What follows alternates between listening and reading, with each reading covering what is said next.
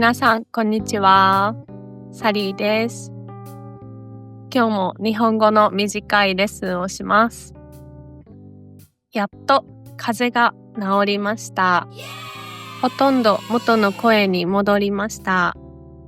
前に出した動画で風邪をひきましたと言ったら、たくさんの方がお大事にしてくださいとコメントで言ってくださってとても嬉しかったです。ありがとうございます。一番最初にやっと風邪が治りましたと言ったんですが、このやっとについて今日はレッスンします。やっとというのは長い時間の後に起こることに対して使います。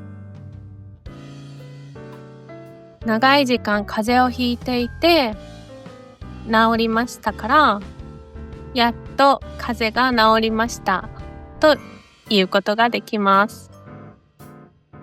この長い時間の間が大変だったり、いろいろあったりする場合に、やっとをよく使います。他にも、ついにという言葉があって、ついに風邪が治りましたという言い方もできます。やっととついにはほとんど同じ意味です。でも少しだけニュアンスが違うので、それを説明します。やっとはいいことにだけ使えます。それからついにはいいことと悪いことにも使えます。風邪をひいていて風邪が治ることはいいことですから、やっと風邪が治りましたとついに風邪が治りましたは両方使うことができます。でも反対に悪いこと、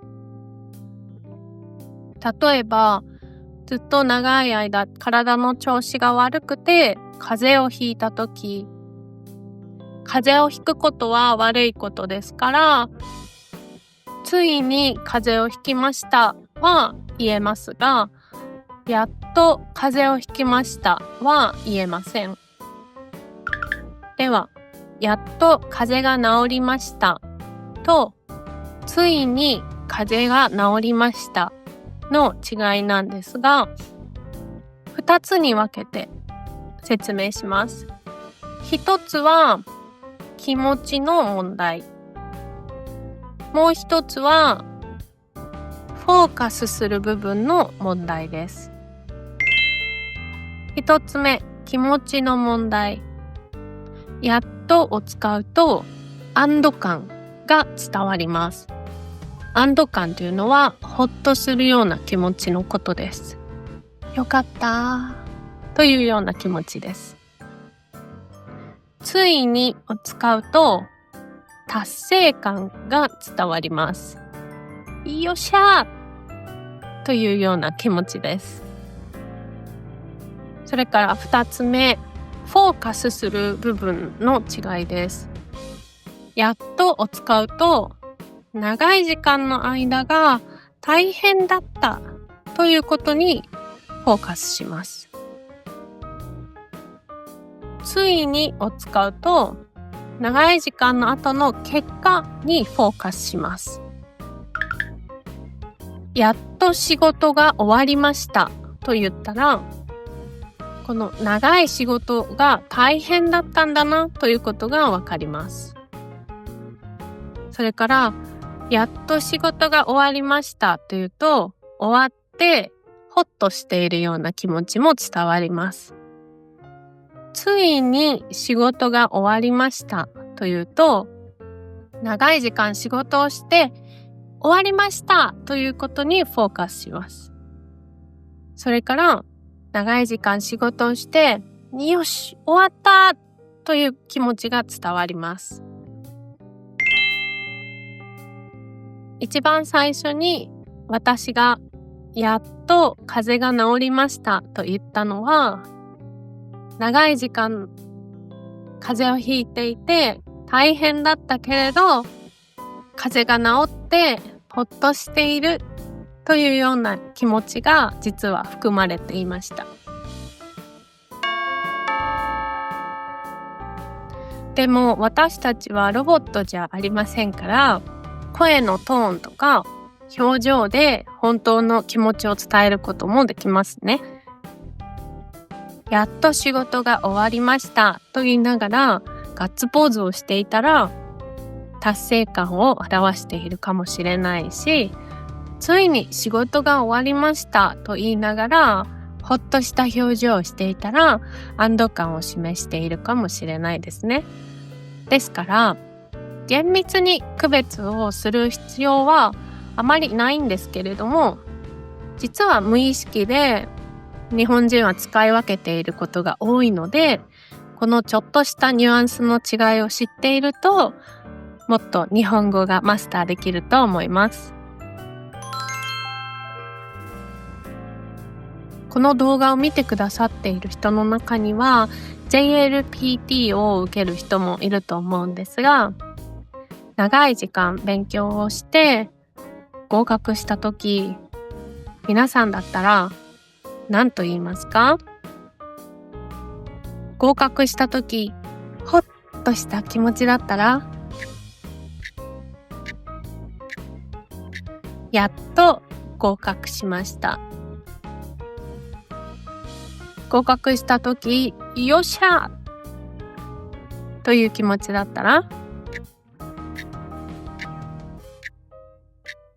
ついに合格しましたと言います。ではもう一つ。朝からずっと曇り空なんです。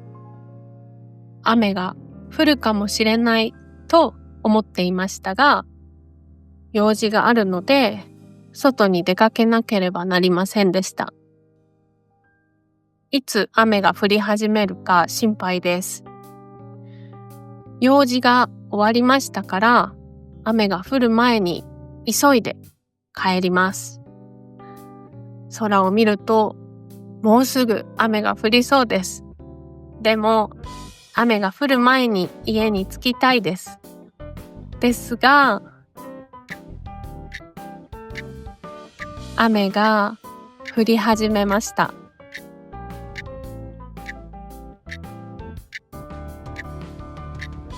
ついに雨が降り始めました。悪いことですから、ついにを使います。では、もう一問、皆さんコメントに答えを書いてください。今、バスを待っています。バスは3時に来る予定ですが、今3時20分です。まだバスが来ません。もう20分も過ぎてしまいました。ずっと待っています。まだかな？あ、バスが来ました。